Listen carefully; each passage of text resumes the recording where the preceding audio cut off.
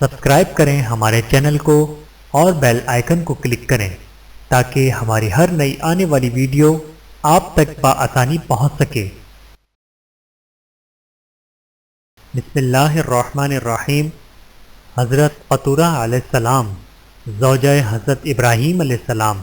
حضرت سارہ علیہ السلام جب تک زندہ رہیں، حضرت ابراہیم علیہ السلام نے ان کی وجہ سے کسی دوسری عورت سے اپنا عقد نہیں کیا، لیکن ان کی وفات کی تھوڑی مدت بعد ایک اور عورت کو آپ اپنی نکاح میں لائے جس کا نام قطورہ یا قاطورہ تھا۔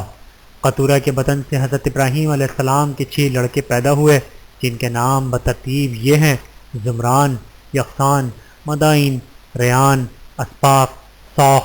جیسا کہ تورات کتابت پیدائش کے باب 25 سے ثابت ہوتا ہے، تورات میں یہی لکھا ہے کہ حضرت ابراہیم علیہ السلام نے اپنی سب جائیداد حضرت اسحاق علیہ السلام کو دے دی اور دوسری ازواج کے بدن سے جو اولاد پیدا ہوئی تھیں اس کو کچھ انعام دے کر اپنی زندگی میں یورپ کی سرزمین کی جانب بھیج دیا تاکہ وہیں سکونت اختیار کریں اور وہیں ان کی نسل پھیلے۔ لیکن قطورہ کے علاوہ کسی اور حرم کا نام تورات میں مذکور نہیں ہے۔ گویا ضرور پایا جاتا ہے کہ قطورہ کے علاوہ اور ازواج بھی آپ کی تھیں۔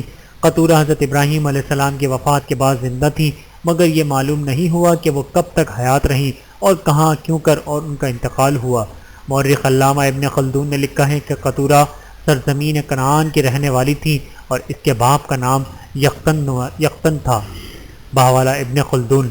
امام ابن کثیر رحمۃ اللہ لکھتے ہیں کہ حضرت سیدنا ابراہیم علیہ السلام کے ہاں سب سے پہلے حضرت ہاجرہ قبطیہ مصریہ علیہ السلام کے بطن پاک سے حضرت اسماعیل علیہ السلام پیدا ہوئے، پھر آپ کی چچا زاد بیوی حضرت سارہ علیہ السلام سے ان کے ہاں حضرت اسحاق علیہ السلام کی پیدائش ہوئی، اور پھر آپ نے حضرت قطورہ بنت یقطن کنایا سے شادی فرمائی اور ان کے بطن سے آپ کے 6 بچے مدین، زمران، سرخ، بخشان، نکش، چھٹے کا نام معلوم نہیں پیدا ہوئے۔